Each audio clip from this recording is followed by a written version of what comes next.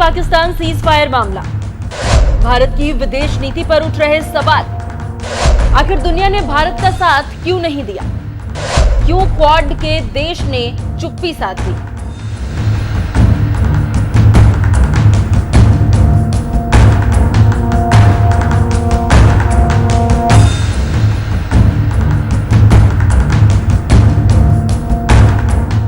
नमस्कार, news express देख रहे हैं आप। आपके साथ मैं हूं खुशबू राय।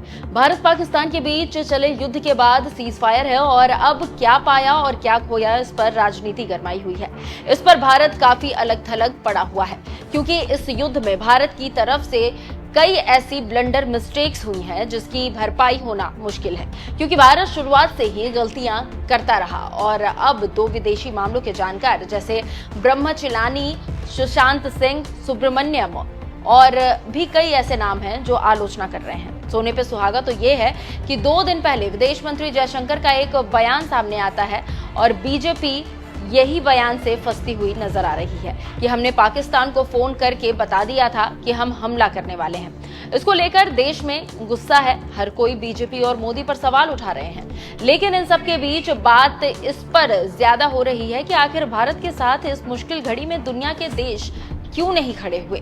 जिस क्वाड की मोदी सरकार जश्न मना रही थी, वो देश जैसे कि ऑस्ट्रेलिया, जापान ने अपनी जुबान क्यों नहीं खोली? और अब तो ये भी कहा जा रहा है कि हम विदेश नीति में फेल हो गए हैं। इसी को लेकर मोदी सरकार की खुलकर आलोचना हो रही है और तुर्की और चीन पाकिस्तान के साथ आए, लेकिन भारत के साथ एक भी देश खुलकर नहीं आया। इसी को लेकर सवाल उठ रहे हैं। जो आया उसकी मान्यता नहीं है, मतलब अफगानिस्तान और तो और भारत पाकिस्तान के सीज फायर की घोषणा अमेरिका ने कर दी, जिसके बाद तो जो बचा कुचा था वो भी मोदी सरकार से छिन गया। और ट्रंप एक बार नहीं, कम से कम अब तक 5 से 6 बार कह चुके हैं, जहां जा रहे हैं कह रहे हैं कि हमने युद्ध रुकवाया है। इसी को लेकर हिंदू और विदेशी मामलों के जानकार सुहासिनी हैदर ने कपिल सिब्बल के शो में कहा कि दुनिया के जितने नेताओं ने भारत पाकिस्तान से बात की, उनका एक ही काम था तनाव को कम करना, ना कि आतंकवाद को रोकना। भारत चाहता है कि उसकी पाकिस्तान से बराबरी ना की जाए, लेकिन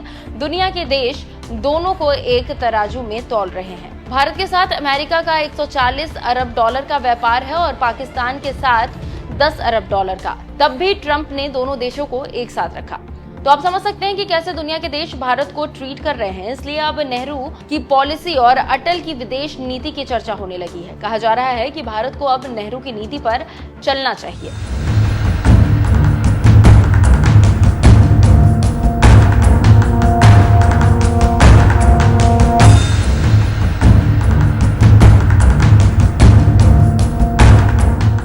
जानकारी आपको ये भी देते चले कि भारत की विदेश नीति गुट निरपेक्षक और आधारित है और आज तक इसी पर चलती आ रही है। लेकिन जैसे ही मोदी आए, आक्रामक राजनीति को बढ़ावा मिल गया और चलने लगे। लेकिन इसका नतीजा ये हुआ कि कोई भी देश उनके साथ दुख की घड़ी में खड़ा नहीं हुआ और अब ये हाल है कि भारत अलग थलग पड़ा हुआ है। मोदी जयशंकर की नीति और नेहरू की नीति में एक बुनियादी फर्क है कि हम किसी गुट के साथ नहीं रहेंगे और मोदी जयशंकर की नीति है कि हम हर गुट के साथ रहेंगे। और हर गुट के साथ रहने का नतीजा क्या है आपके सामने है कि दुख की घड़ी में भारत के साथ एक भी देश खड़ा नहीं हुआ। मल्टी अलाइनमेंट का ही नतीजा है कि भारत क्वाड का सदस्य देश है और एससीओ का भी। आप जानते हैं कि एससीओ चीन और रूस का दबदबे वाला संगठन है, जबकि क्वाड को चीन विरोधी संगठन माना जाता है। जानकारों का कहना है कि क्वाड में भारत के होने से रूसी भी नाराज है। दिलचस्प बात यह है कि एससीओ का सदस्य भारत भी है और पाकिस्तान भी, लेकिन विडंबना देखिए कि चीन पाकिस्तान के साथ खुलकर खड़ा है, जबकि भारत के साथ ना ही चीन है और ना ही रूस। इससे आप समझ सकते हैं कि कैसे विदेश नीति की हालत खराब है और क्यों। इससे यह भी समझा जा सकता है कि क्या चल रहा है और विपक्ष हमलावर क्यों है, सरकार आखिर चुप्पी क्यों साधे हुए है। इससे इसकी भी जानकारी मिल जाती है। इन सब के बीच एक जो बड़ी खबर आ रही है वो है कि भारत का तुर्की से टकराना। आप जानते होंगे कि तुर्की नाटो का सदस्य देश है और इस तरह नाटो के मुताबिक सभी सदस्य देशों का मित्र है। इस तरह से अमेरिका का वो सिक्योरिटी पार्टनर हुआ।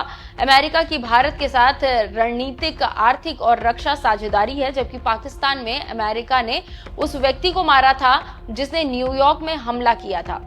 उसके बाद अमेरिका और पाकिस्तान की दूरियां बढ़ गई थी। इसके बावजूद अमेरिका पाकिस्तान और भारत को एक ही तराजू पर तोल रहा है और आज भी भारत की यही तस्वीर है। इसलिए कहा जा रहा है कि हम विदेश नीति में फेल हो गए हैं। आपका इस पर क्या कुछ कहना है? अपनी राय में कमेंट कर जरूर बताइएगा। नमस्कार।